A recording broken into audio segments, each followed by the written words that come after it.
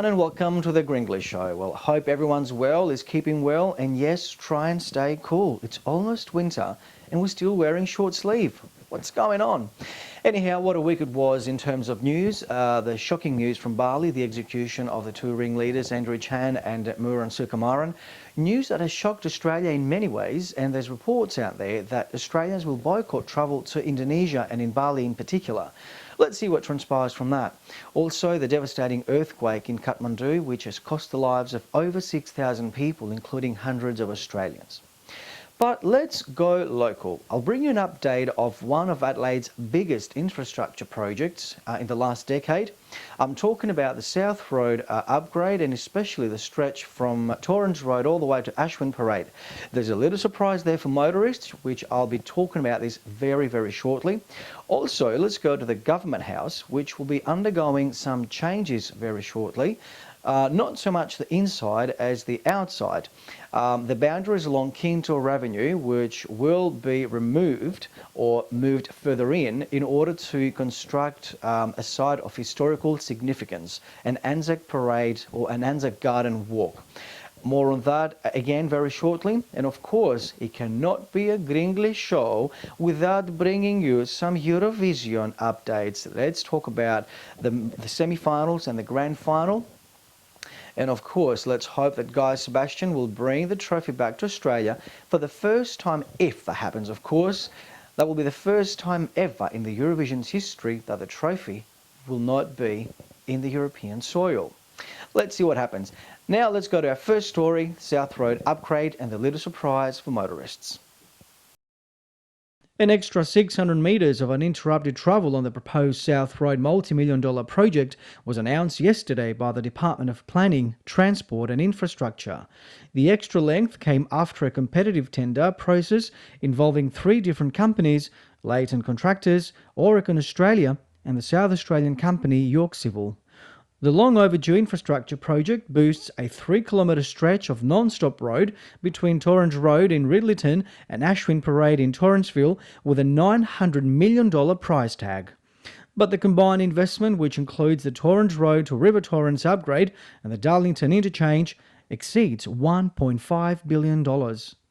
According to the department, the combined project will create hundreds of local jobs and drive economic growth by improving the capacity of Adelaide's transport network. The new road in the extension will cater for more than twice the volume of traffic which currently uses the road.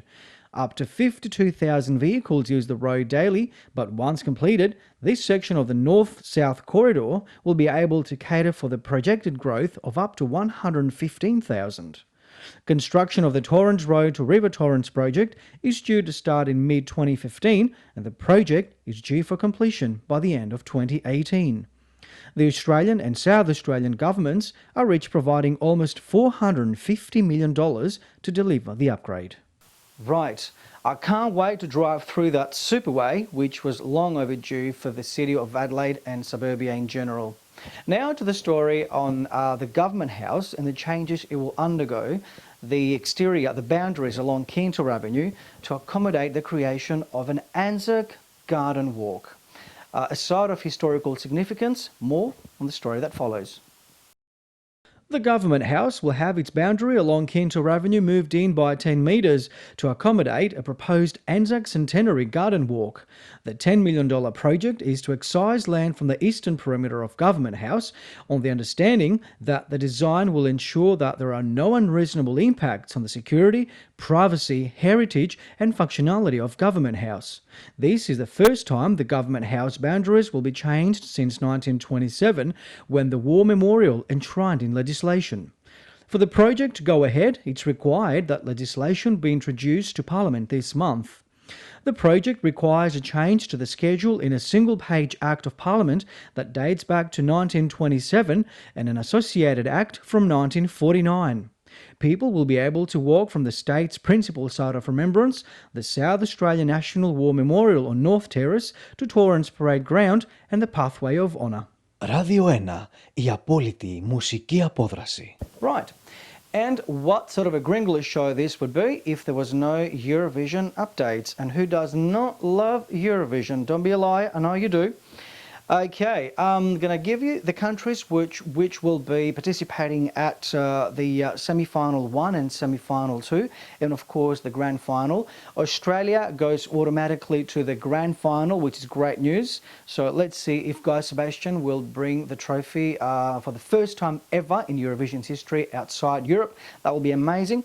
So semi-final 1, we have Albania, Armenia, Belarus, Belgium, Denmark, Estonia, former Yugoslav Republic of Macedonia, Finland, Georgia, Greece, Hungary, Moldova, Romania, Russia, Serbia, and the Netherlands. In fact, I will be visiting those countries, or most of those countries, very shortly. And semi-final 2, Azerbaijan, Cyprus, Czech Republic, Iceland, Ireland, Israel, Latvia, Lithuania, Malta, Montenegro, Norway, Poland, Portugal, San Marino, Slovenia, Sweden, and Switzerland. Right, I can't wait for the glitz and the glamour of Eurovision. And with that, I will say good night for now. Enjoy your night or your day, whatever you do, wherever you are, and winter is here. Enjoy it.